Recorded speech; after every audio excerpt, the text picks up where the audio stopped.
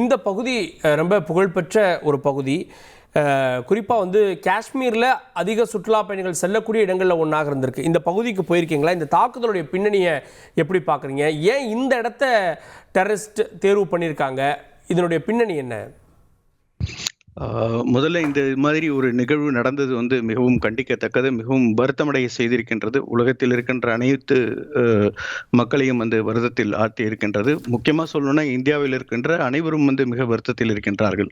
இது மிகவும் கண்டனத்திற்குரியது. இது வந்து என்னுடைய முதல் பதிவாக வந்து நான் இடுகின்றேன். நீங்கள் பெஹல்காமை பற்றி கேட்டீங்க. பெஹல்காம் அப்படிங்கிறத நீங்கள் பார்த்தீங்கன்னா அது வந்து சவுத் காஷ்மீர் வந்து இருக்கும். நீங்கள் காஷ்மீருக்கு ஈஸ்ட் சைடில் அந்த பெஹல்காம் அப்படிங்கிற அந்த இடம் இருக்கும். அந்த பெஹல்காமில் தான் வந்து எப்படின்னு சொன்னீங்கன்னா அமர்நாத் யாத்திரிகள் சென்று வரக்கூடிய ஒரு பேஸான ஒரு லொக்கேஷன் அது. அந்த இடத்துல தான் வந்து அவர்கள் தங்கக்கூடிய ஒரு லொக்கேஷனாகவும் வந்து பார்க்கப்படுகின்றது. அடுத்த மாதம் அந்த அமர்நாத் யாத்திரை வந்து தொடங்கக்கூடிய வந்து நேரம் இது அப்படிங்கிறத வந்து நம்ம வந்து கருத்தில் கொள்ள வேண்டும். அதையும் தாண்டி இந்த டூரிஸ்ட் வரக்கூடிய முக்கியமான ஸ்பாட்டாக பார்க்கப்படுகிறது. பெஹல்காம்ல இருந்து ஒரு 8 கிலோமீட்டர் தூரம் இருக்கும் இந்த ஸ்பாட் நடந்தது. அது மலையின் உச்சியில் சமதளத்தில் இருக்கிற இடத்துல வந்து அந்த டூரிஸ்ட் வந்திருக்காங்க. ஒரு நாளைக்கு அரௌண்ட் 1000 to 1500 பேர் அந்த ஸ்பாட்டுக்கு போகிறேன். ட்ரெக்கிங் பண்ணி போகணும். அந்த இடத்துல வந்து மோட்டரபிள் கிடையாது. ஒரு வண்டி எடுத்துட்டு கார் எடுத்துட்டு போய் ரீச் ஆக முடியாது.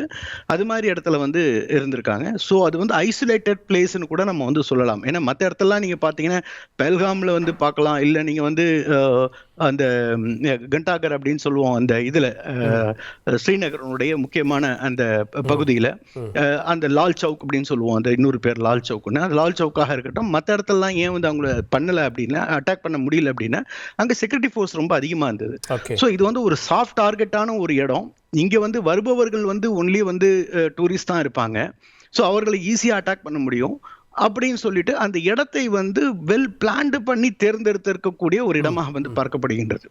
ஸோ இங்கே வாகனத்தில் போக முடிஞ்சிருந்தாலோ இந்த தகவல் தெரிஞ்சிருந்தாலோ உடனே வந்து பாதுகாப்பு படையினர் போயிருப்பாங்க. மேபி அவங்களை என்கவுண்டர் கூட அங்கேயே பண்ணியிருக்க வாய்ப்பு இருக்கு.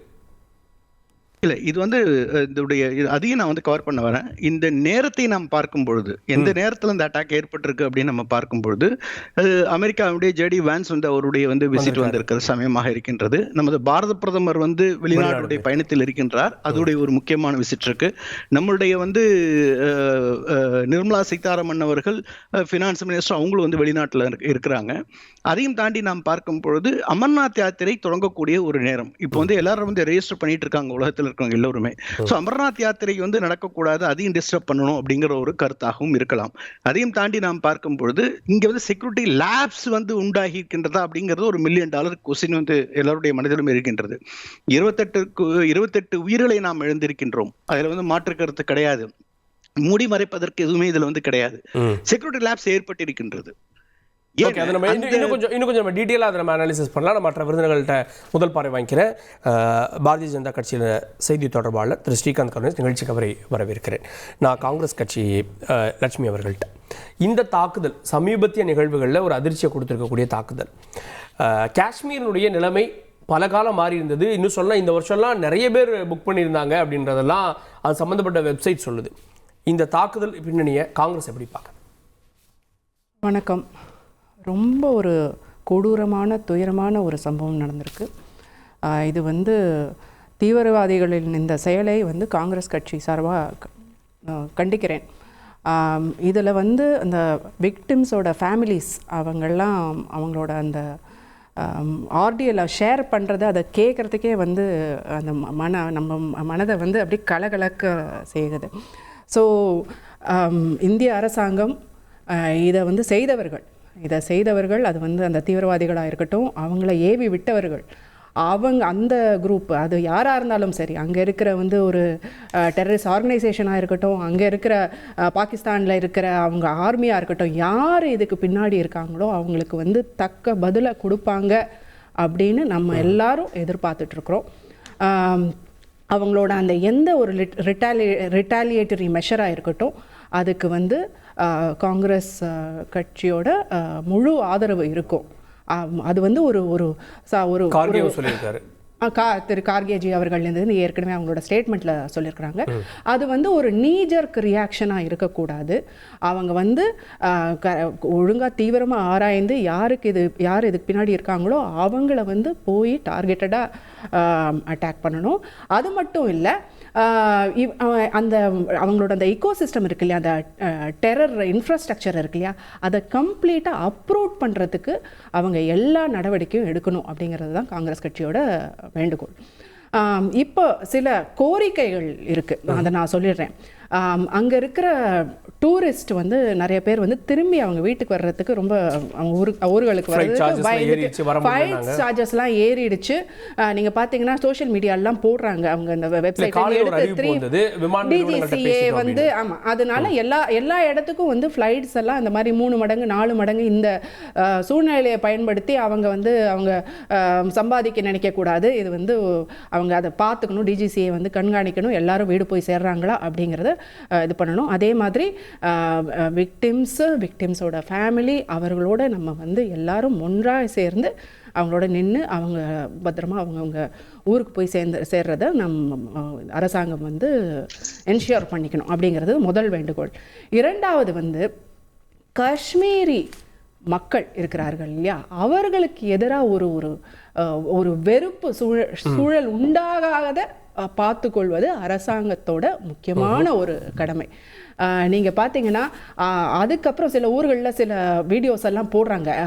அங்கேயே பெஹல்காம்லேயே வந்து அவங்க வந்து ஒரு கேண்டில் லைட் மார்ச் நடத்தியிருக்கிறாங்க, கண்டம் பண்ணியிருக்கிறாங்க. கடையடைப்பு இந்த மாதிரி பண்ணுறீங்களே, இதுக்கும் எங்களுக்கும் சம்மந்தம் இல்லை அப்படின்னு சொல்லியிருக்கிறாங்க. சில இடங்களில் காஷ்மீரில் மற்ற இடங்களில் அங்கே இருக்கிற டூரிஸ்ட் கைடு இருக்காங்க இல்லையா, அவங்களே வந்து இந்த நியூஸ் வர அவங்க வந்து அவங்க யாருக்கெல்லாம் இன்சார்ஜாக இருந்தாங்களோ அவங்களெல்லாம் அவங்க வீட்டுக்கு கூட கூட்டிகிட்டு போய் வச்சுட்டு அந்த மாதிரிலாம் பண்ணியிருக்காங்க. இன்னொரு ஒரு வீடியோ இப்போ பார்த்தேன், ஒருத்தர் வந்து ஏதோ அடிபட்டிருக்கிறாரா என்னன்னு தெரியல, அது இறங்கி வர்றது, அது வந்து இந்த ஒரு ட்ரெக் பண்ண வேண்டியிருக்கு இல்லையா, அவரால் முடியலன்னு நினைக்கிறேன். அந்த கைடு ஒருத்தர் அழைச்சிட்டு போயிருக்காரு இல்லையா, அவர் முதுகுல தூக்கி வச்சுட்டு இவரை கடகடன்னு கூட்டிட்டு வராரு. அந்த ஐ திங்க் அது வந்து பெஹல்காம் அந்த இடத்துல நடந்த இடத்துல தான் நினைக்கிறேன். தாக்குதல் நடந்து தெரிஞ்சதுக்கு அப்புறமா பக்கத்தில் இருக்கக்கூடிய லோக்கல்ஸ் தான் போயிருக்காங்க, இன்னும் சொன்னா கைட்ஸ் போயிருக்காங்க, சிறுபான்மையினரும் போயிருக்காங்க. ஸோ அது வந்து நேரடியாக பார்க்க முடியும். அதனால அந்த காஷ்மீர்களுக்கு எந்த விதமான ஒரு அவர்களுக்கு எதிராக ஒரு வெறுப்பு பிரச்சாரமா அதை மாறிடக்கூடாதுங்கிறத பார்க்கறது, காஷ்மீர் மக்கள் மேல இருந்துடக்கூடாது அப்படின்ற பார்வையை வெளிப்படுத்துறீங்க. எஸ், அதே மாதிரி இந்திய இஸ்லாமியர்கள் மேலேயும் அதோட வெறுப்பு வந்து அவங்கள போய் பாதிக்கக்கூடாது அப்படிங்கிறத வந்து என்ஷூர் பண்ணுறது வந்து இந்திய அரசாங்கத்தோட தலையால ஒரு கடமை. அது வந்து அவங்களோட அந்த மீடியாவாக இருக்கட்டும், அவங்களோட அந்த டோன் எல்லாம் வந்து அவங்க நிஜமாவே மாற்றலாம். அஃபிஷியலாக பாஜகவோ யாரோ வந்து சிறுபான்மையினருக்கு எதிராக அப்படின்ற மாதிரிலாம் பேச, இந்த தாக்குதல் யாரை குறி வச்சு நடத்தப்பட்டதுன்னு தீவிரவாதிகள் சொன்னதா பாதிக்கப்பட்டவங்க சொல்றாங்க. அதை வச்சு ஒரு நெரேட்டிவ் சோஷியல் மீடியால வந்துட்டு இருக்கு. அங்க ஒரு சென்டிமெண்ட் உருவாயிட்டு. இது பாஜக அஃபிஷியலா கொண்டு போகல, பாஜக அஃபிஷியலா கொண்டு போகல. ஆனா இந்த மாதிரி ஒரு நெரேட்டிவுக்கான ஒரு ஆப்பர்ச்சுனிட்டியா யூஸ் பண்றவங்கள அவங்க வந்து ஆப்ரேட் பண்ண விடக்கூடாது, தடுத்து நிறுத்தணும். இது நம்ம எல்லாரும் சேர்ந்து அந்த தீவிரவாதிகளோட எண்ணம் என்ன, நம்மளை பிரிக்கணுங்கிறது, அவங்களோட அந்த எண்ணத்தை நம்ம நிறைவேற விடக்கூடாது. அதுதான் நம்மளோட முதல் கடமையா இருக்கணும். செய்திகளை உடனுக்குடன் தெரிந்து கொள்ள உடனே சப்ஸ்கிரைப் பண்ணுங்க.